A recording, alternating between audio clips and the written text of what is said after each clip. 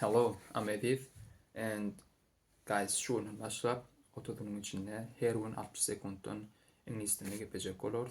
Eğer gıdıklanan ortamı sonra için görün. If you're interested, continue watching up to the very end.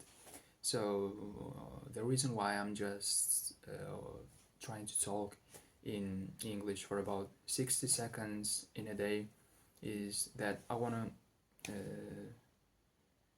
challenge myself by doing this in order to get some level of confidence, and I believe that this will push me to speak more confidently and fluently and faster, think faster in English, rather than just translating from language to the language in my mind. And I need to confront those fears of my mind, and this is the first day.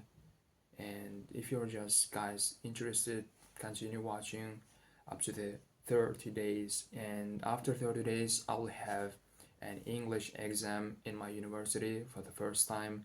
And if you guys have any kind of suggestions for the next topics, just drop a comments in the comment section, and I'll be so grateful for that.